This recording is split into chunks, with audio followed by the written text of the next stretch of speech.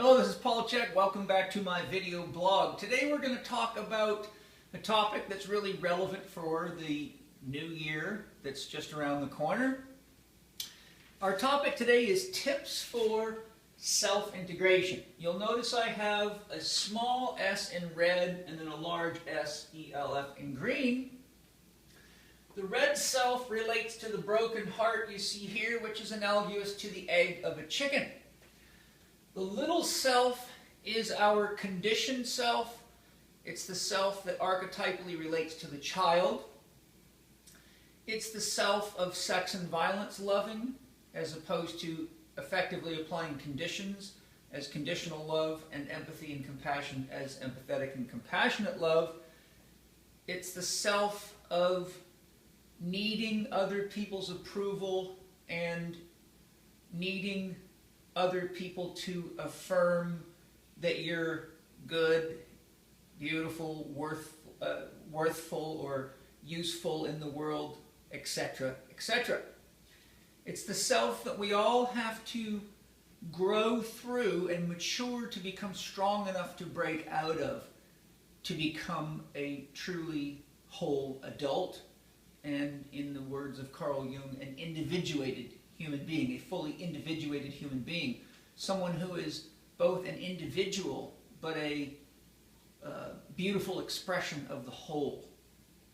We all carry wholeness within the construct we call self, and the process of spiritual growth and maturation in life as a human being is to come to realize ourselves as not only an individual, but part of a larger collective self, or the world self, which would be capital S, capital E, capital L, capital F, which would also be self-realization.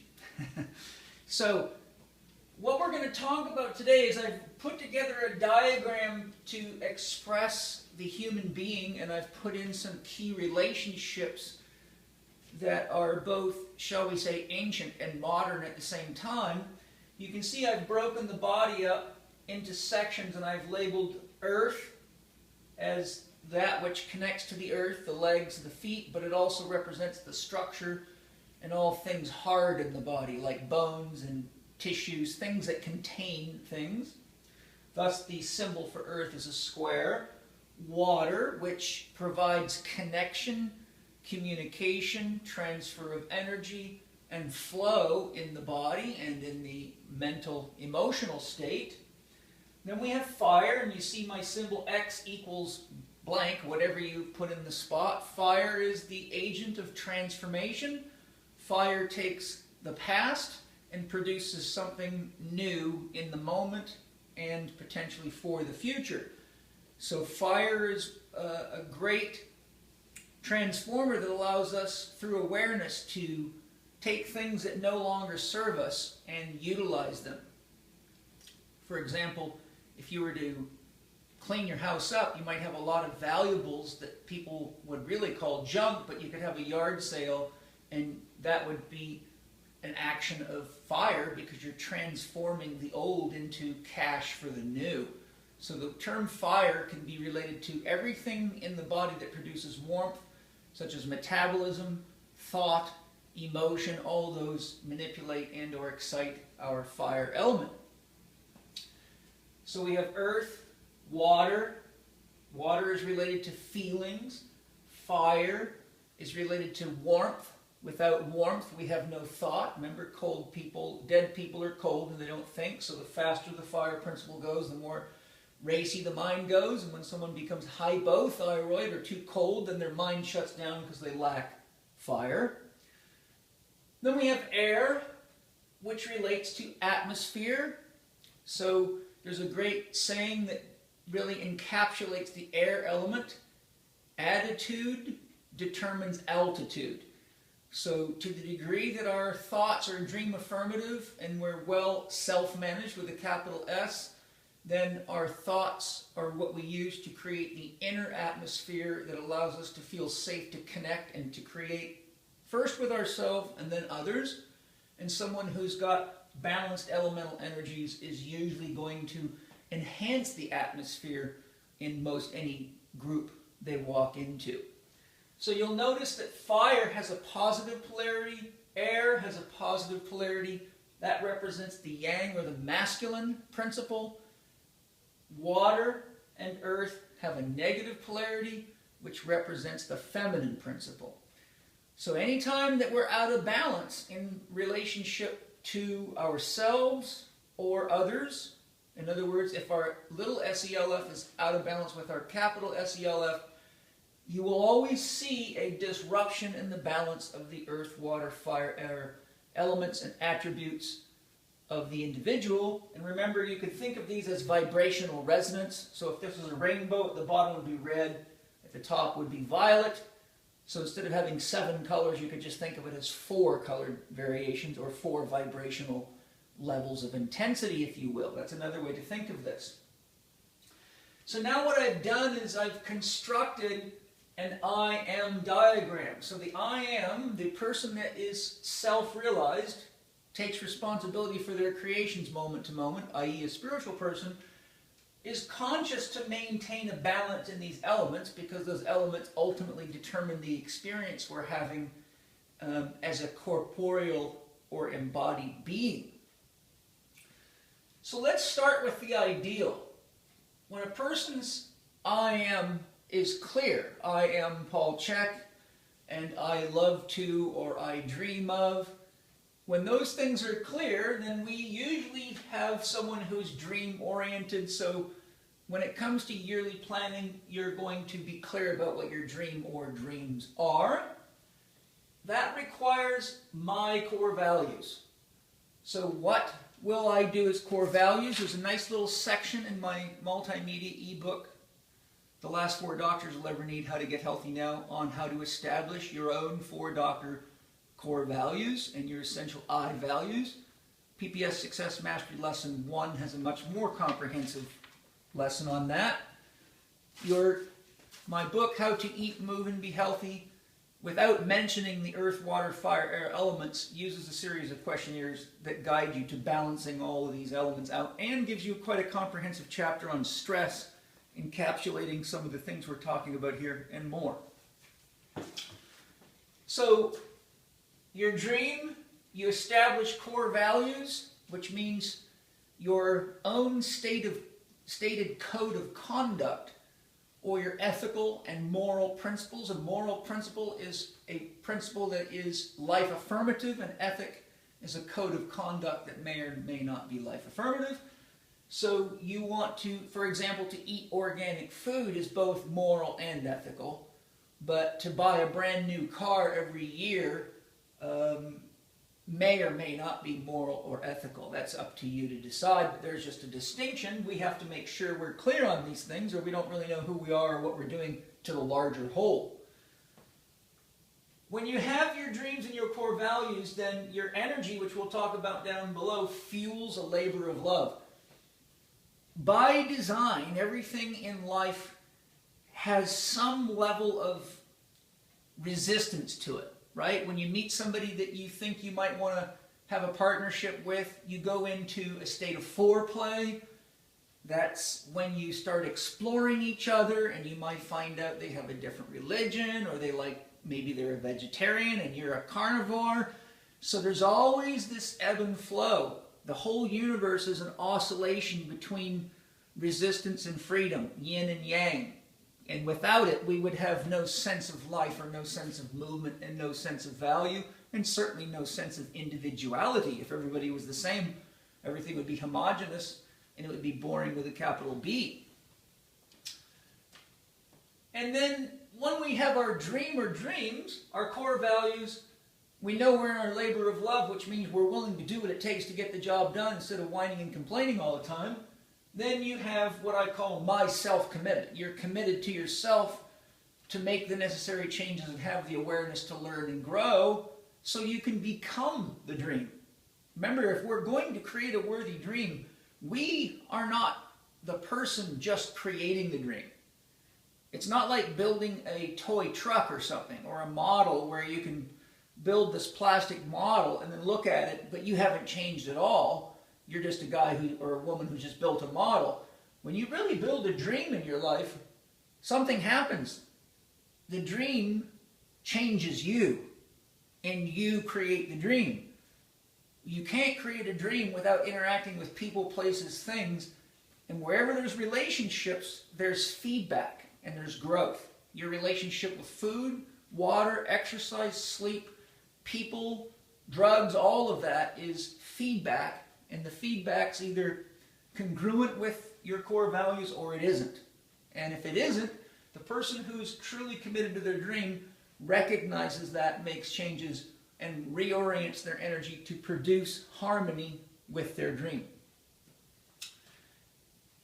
When you're in a state of committed self-awareness and integration, then your feelings relate to your instincts. That's what's happening inside of me. Oftentimes our heads say, buy that, but something in our gut says, you know, spending your money on that isn't nearly as important as spending your money on that new piece of property you need for your dream home or your whatever it might be. So the person who's in a state of true self-integration has an equal amount of reverence for their thoughts and their feelings.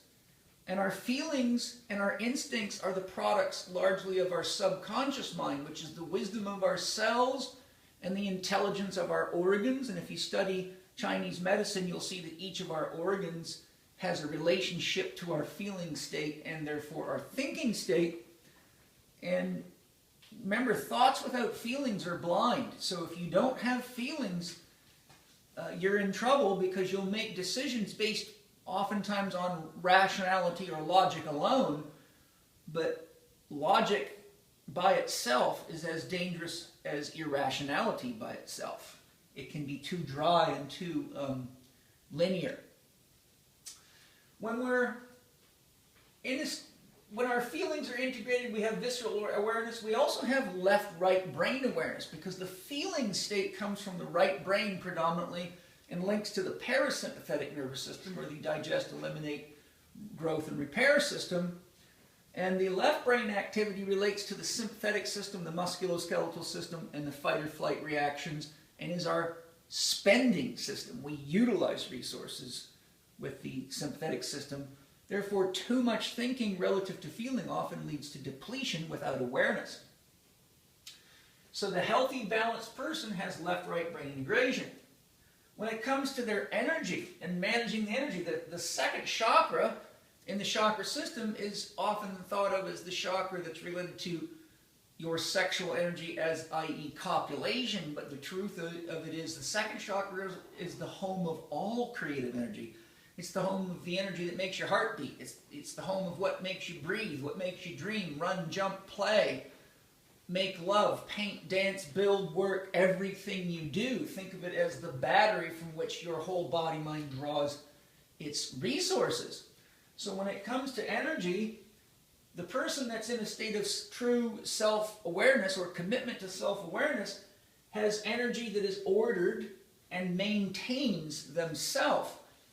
Energy in physics is listed or defined as the capacity to do work. But energy in a biological system is largely expressed as the capacity to maintain order. A simple way to review that is look at a corporate farm for animals and you'll see chaos. You'll see life barely hanging on and animals living in their own poop day and night, never getting a chance to even breathe or move properly. So it looks like order because it's left brain order, but if you go to an organic farm where animals are living in a free range environment and eating their natural foods, you will see that the energy of the farm maintains order, and when that order is passed on to you as food, it facilitates the maintenance of order in you as well. So the person who's aligned with their dreams, even when they have challenges, uses their energy to restructure whatever needs to be changed in order to maintain a sense of flow, rhythm, and harmony, or order as it relates to their dream creation and their values. Those that get injured or run into challenges, whether they be mental challenges, emotional challenges, relationship challenges, or physical challenges, who are authentically on this path, have a characteristic quality. As a guy who's been a therapist for 31 years, I can tell you they're easy. They go skiing, tear an ACL, within 2 months they're out there doing what they got to do. They do their home exercises, stretches, mobilizations, they follow directions, they get better quickly. But those that are not living that way oftentimes take 3, 4, 5, 6, 7, 8, 9, 10 times as long to recover from the same injury because they don't have enough order in their body to sustain effective growth and repair. And then we have to remember that when we're in a state of high level of self-awareness or committed self-awareness, remember energy is the basis of all transformation and creation. So that person is aware of what they're creating around themselves. They take responsibility for what they create moment to moment. I don't care if they're an atheist. If they're taking responsibility for what they create moment to moment, they are highly spiritual people.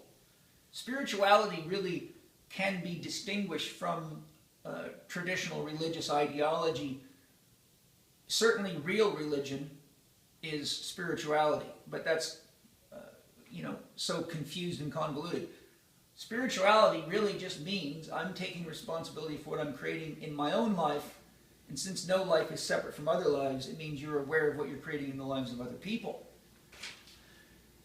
Now, when it comes to the challenges that people face, when it comes to going from the little self or the child self or the ego trapped in the shell of the little self, which is, in this case, the womb of mommy and daddy, there are many, many other challenges we need to go through, and that's all normal, and it's part of the growth and development process, and without this, we would have no sense of self-worth or accomplishment when we did it.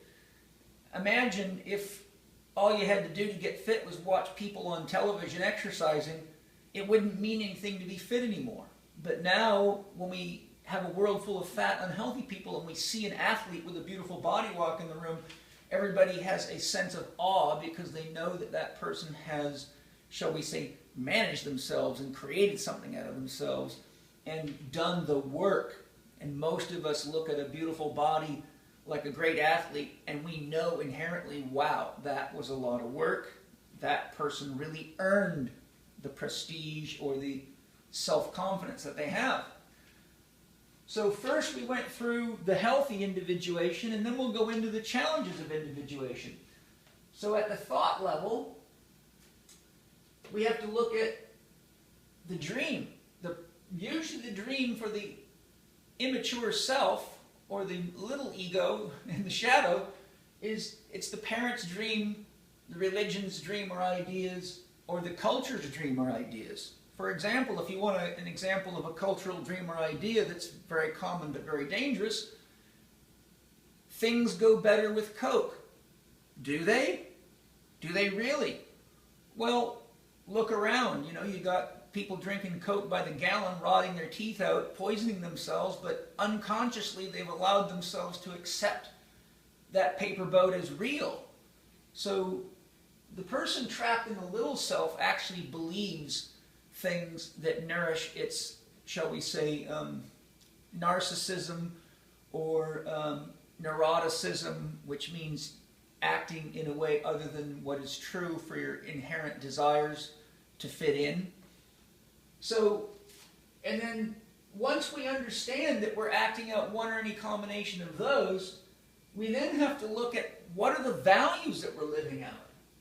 What are my parental and social values that are used to support my persona? The persona means mask. So a person who's trapped in this stage is usually still expressing the child's need to get the approval of other people, the acknowledgement of other people, the respect of other people, and inherently, unconsciously does it within a system or systems that are not natural to it. For example, it was not a natural place for me to be in a public school. I did not do well there.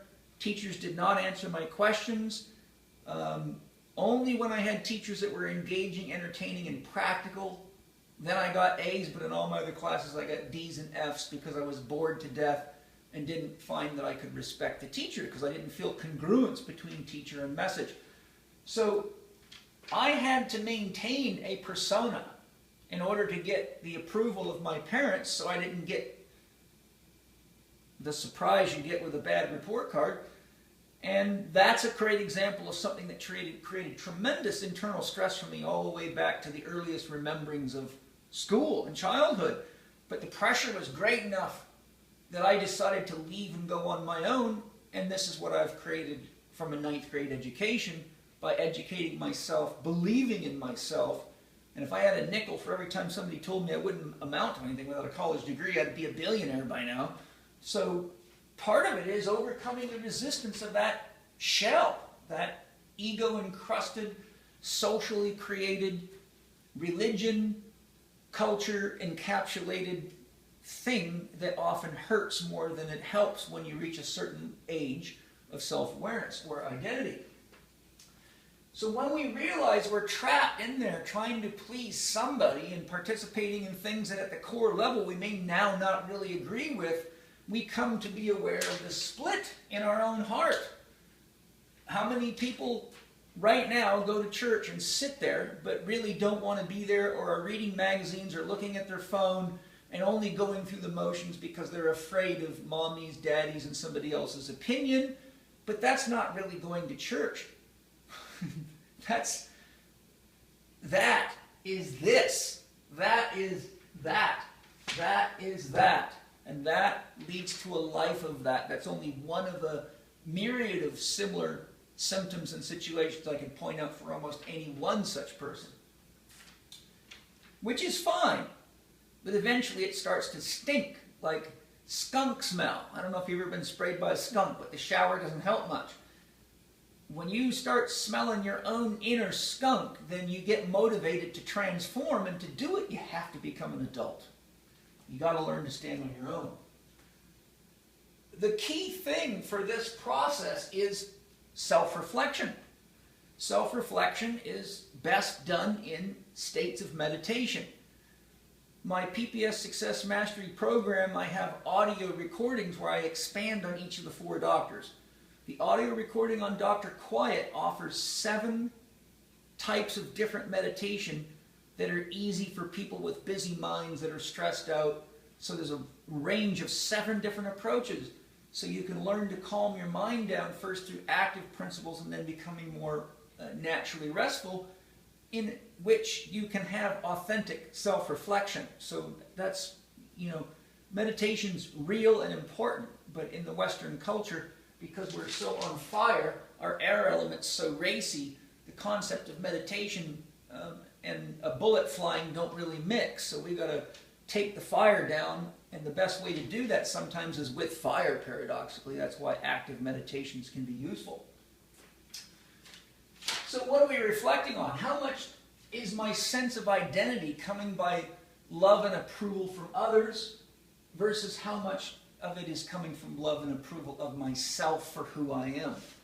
If your mom and dad don't like your tattoos and whine and bitch and complain, but you like your tattoos, that's cool. But if you go get tattoos and you're wearing tattoos, and while you're alone you love them, but whenever you're thinking about mom or dad or heading for Christmas dinner, you're nervous inside and you're wearing clothes to cover them up, you're just playing a game, and the game is I'm still mommy and daddy's little child, but I'm wearing an adult body and somehow I have to hide things from them, which means you have not individuated. You're still stuck inside that egg, and if you stay in there too long, things start to get rotten and you start to get hungry, and this is the path to feeding that. If you take food, when you have this problem, it won't work. You'll get sick. You'll either be an anorexic or obese. If you take drugs, you'll be numbed and you'll die broken and wish you'd actually lived.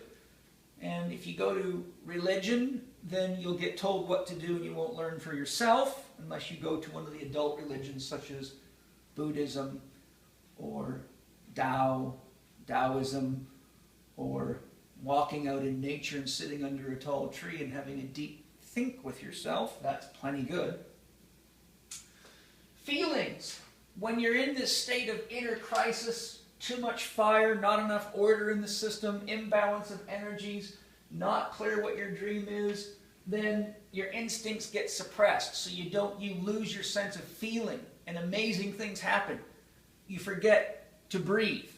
You forget to pee when you should. You forget to poop when you should. Your body gets toxic. You get pimples. You have all sorts of symptoms such as headaches, low energy states, energy highs and lows, emotional turbulence. All of those things are gifts. They're all gifts of awareness to show you exactly what you're creating.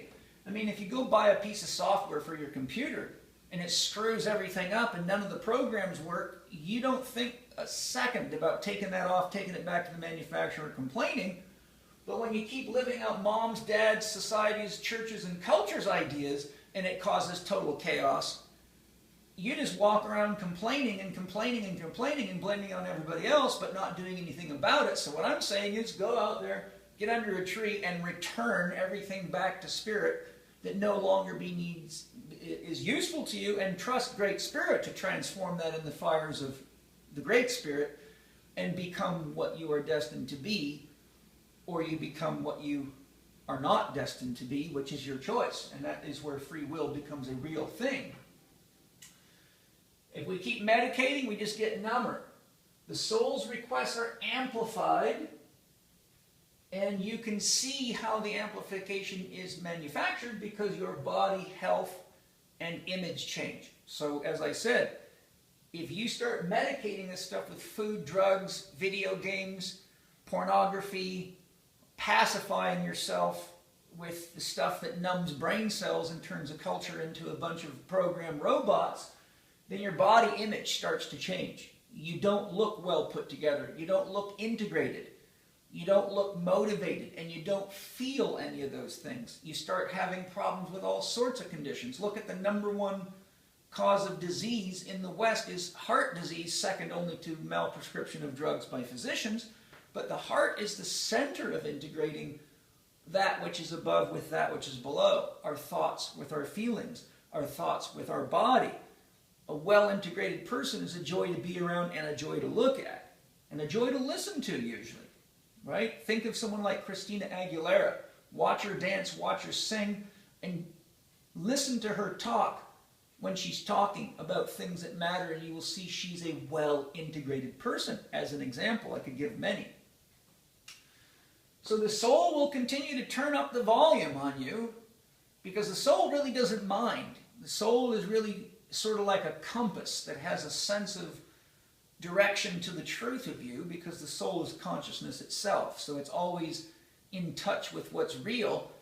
The more pain you're in, the further you're departing from the guidance of the soul, which is subtle. So you have to balance yourself and practice listening, where all you hear is your fear. Okay?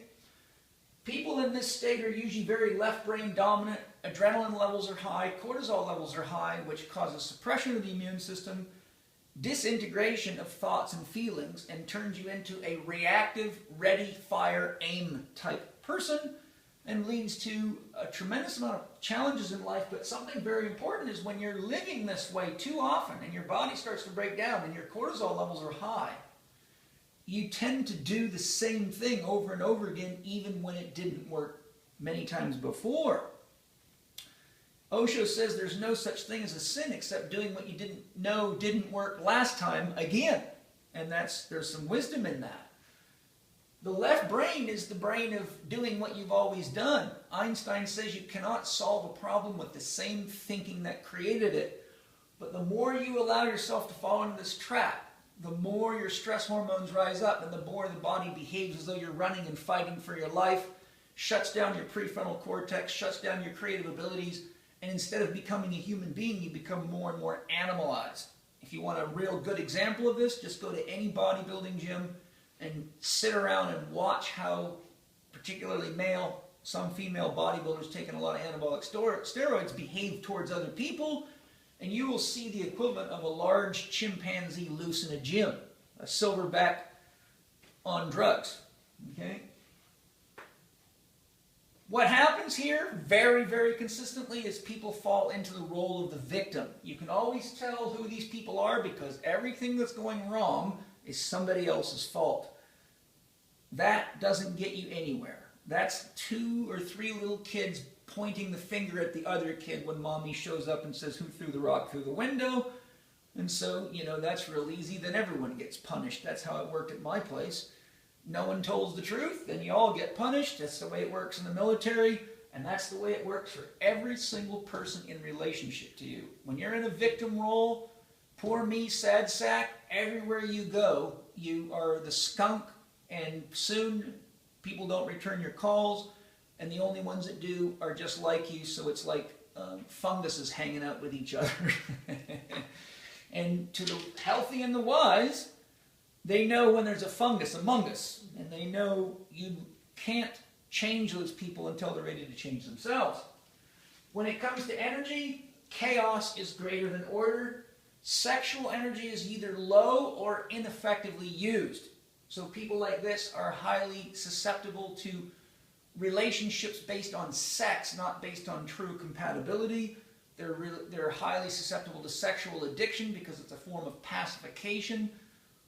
They're very likely to surf the internet and look at porn sites and substitute the impression of intimacy for the actual experience. But when you're living this way, the only people that are going to be intimate with you are people that are not on this list. So what you get is just great spirit giving you another chance to look at, smell, touch, and taste yourself. So as I say to my students, you get sex for an hour and a pain in the ass for 23 more hours every day. And again, you'll probably blame it on the other person and always keep going from relationship to relationship doing Groundhog Day.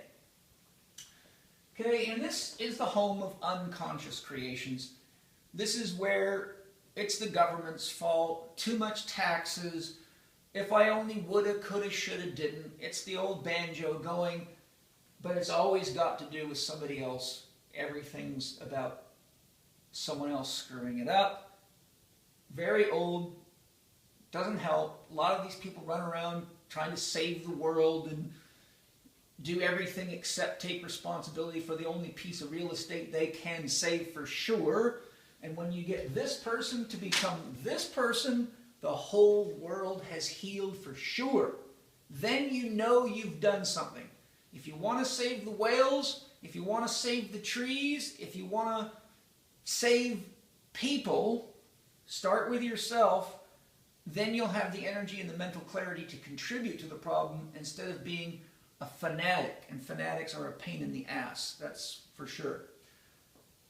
So some tips to integrate all this. Number one, clearly define your dream. Remember, a dream has ABCs, which go backwards. First, you must be clear. Next, you must believe in your dream, and then you must take action on your dream. If you miss any of those steps, you'll be like a person running on a treadmill wondering why they're getting nowhere. If you don't know what your dream is, and you're one of these people, which is fine, we all were, are, have been. Sometimes you jump from here to here till you get your head straight, that's okay. But if you don't know what your dream is, look for either what you're willing to explore right now because it's interesting to you, or what is your nightmare. Your nightmare is the point of the greatest resistance to the creation of your dreams or yourself. The nightmare is the magic card that takes the whole house of poor me down. So if you look carefully at what's the one thing in my life that if I really put some time, energy, awareness, and effort into managing and balancing and healing, that would give me the greatest freedom. In many people's lives, it turns out to be money, because people that live over here are irresponsible not only with money but with everything. But money follows you around like a stink because people don't just give money away, they want it back. So that leads to lots of financial problems. So if that's the case, then go get a debt counselor, do anything, do something. But the point is, your nightmare is where your efforts are going to be best invested. And as I'll show, start where you can. Okay? Next, start from the beginning of your story and look for the diamonds in your painful experiences. Remember, an ego is a collection of ideas. It's a story. Research clearly shows that when you look back into the factual history of people's lives and then let them tell you what happened, that there's usually a huge gap between authentic, objective fact and perceived reality. Most of what we believe is real is what Osho refers to as a paper boat. And a paper boat isn't something you want to put anything in because it gets soggy and sinks in a hurry. So we've got to remember that lots of our painful stories are really paper boats that could easily be transformed into something more beautiful. And since it's just a belief anyhow, I mean, believing in a Christian God, a Jewish God, a Muslim God, and believing in Santa Claus are all really just ideas that we believe in. And I think Santa Claus is less painful to believe in, myself, and has a cool costume too. So there's an example of a story. You can go back and you can edit your story. You can rewrite your story. You can change your story so that it's affirmative to who you choose to be. And then once you change the story, paradoxically and beautifully, what most people think needs to be an objective thing, like you weren't this tall and you didn't have, you weren't a soccer player, all that, this now becomes a mythology. If your story is not helping you integrate yourself into society, to the world, and to understand and have reverence for the, shall we say, the magical mystery of the universe and yourself, then your story is really a diagnosis. But if your story becomes a myth, I don't care if you become Captain Friggin' Marvel, if you eat better food, make better love, and create your dreams, then you are being Captain Marvel for the rest of us too, and maybe we should all don your costume and get busy with you. And that's what it means to be a whole person, not to give a shit about your costume, but to share your love, and love always recognizes love, and someone who's a lover knows that. PBS Lessons 1 and 2, Lesson 1, How to Find and Live Your Legacy, takes you through a very comprehensive assessment of your story, and I teach you many neat things so you can see most of the things that you thought were painful actually turned out to be the most important gifts you ever had. For example, some of you are married now for the second or third time, and the question I have for you is, if you hadn't gone through the pain of those divorces, could you be happy now? Most of you would say, no, I had to go through the pain of those divorces to be happy now. And my next question is, then why do you still walk around bitching and complaining about people that you haven't interacted with in years? So there's a good example. The pain can be beautiful, but you got to be able to let it go, or you still aren't celebrating what's right in front of you. Okay? My 1, 2, 3, 4 for overcoming addiction, obesity, and disease is a more comprehensive program, about 134-page workbook that takes you through an approach similar to what I would do with you in one-on-one coaching, and it's more intensive. So if you want to go deeper, you have that option. Next, make peace with where you are now. Arnold Patton makes that very clear. Before you can make any significant change in your life, you have to make peace with where you are now. If you're still hating ex-husbands and wives, you have not made peace with yourself, which means you've carried skunk smell into any new relationship you go into, and someone else has to smell that. Do whatever you got to do. Believe it or not, I've had people come to me that were stressed out, wound out, broke, and need an emergency situation, and I suggested that they go on vacation immediately, which to them is extremely counterintuitive. And I tell them, if you don't go lay down somewhere and give yourself a chance to integrate yourself, breathe, slow down, and reconnect yourself to the earth, you're never going to have the energy to make any of these changes anyhow, and all you're going to do is run around from doctor to doctor and therapist to therapist until you're broke. And some of these people either become very depressed, apathetic, or commit suicide, and that's an everyday occurrence. So make peace with where you are now. Get help as needed. If you need help managing your finances, get someone to help you.